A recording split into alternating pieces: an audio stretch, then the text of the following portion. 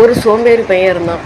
அவன் எப்போதுமே எதிர்காலத்தை பற்றி யோசிக்காமல் தூங்கிக்கிட்டே இருப்பான்.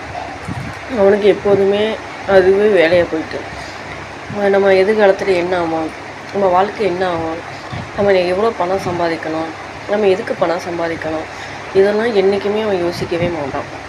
நமக்கு இப்போ சாப்பாடு கிடைக்கி அதை வச்சு நம்ம சாப்பிட்றோம். இப்படியே நம்ம வாழ்க்கை போய்கிட்டே இருக்குது. கிடைச்ச வாழ்க்கையை சந்தோஷமாக கழிக்கணும்னு பேரில் எப்போதுமே சோம்பேறியாகவே கழிச்சிக்கிட்டே இருப்போம்.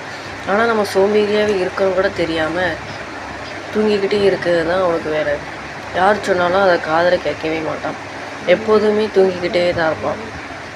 தூங்கினா என்னமோ பெரிய ஞானம் கிடைக்கிற மாதிரி நினச்சிக்கிட்டு சாப்பிடுவான், தூங்குவான். இதுவே அவனுக்கு ஒரு ரொட்டைன் வேலையாக போய்கிட்டே இருந்துச்சு.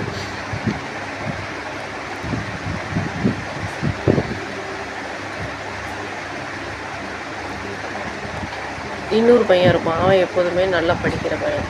அவன் எதிர்காலத்தை பற்றி யோசிச்சுக்கிட்டு இப்போ நம்ம என்ன செய்யணும், நாளைக்கு என்ன செய்யணும் அப்படிங்கிறத யோசிக்கிற நிலைமையிலையும் எப்போதுமே படிப்பு மேலே கான்சென்ட்ரேஷன் பண்ணுவான்.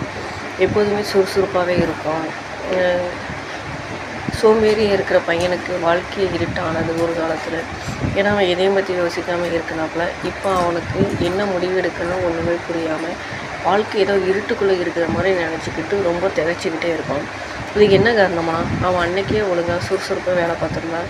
இன்றைக்கி இவனுக்கு இந்த இருட்டான நிலமா வந்திருக்கவே செய்யாது. அதை கொஞ்சம் கூட யோசிக்காமல் அன்றைக்கி அப்படி சோம்பேறியே இருக்கவே தான் இன்றைக்கி இவனுக்கு இப்படி ஒரு இருட்டான நிலமா வந்துருச்சு. ஆனால் அன்றைக்கி படித்த பையன் இன்றைக்கி கை நிறைய சம்பாதிக்கலாம். இதுக்கெல்லாம் என்ன காரணம், நமக்கு கிடைக்கிற டைமில் நமக்கு கொடுக்கப்பட்ட வேலையை அந்தந்த டைமில் நம்ம செஞ்சிடணும். அது மட்டும் இல்லாமல் எதிர்காலத்தை பற்றி நம்ம நல்லா யோசிச்சுக்கிடணும் அப்படிங்கிறதான் இதோடைய மாரல் ஆஃப்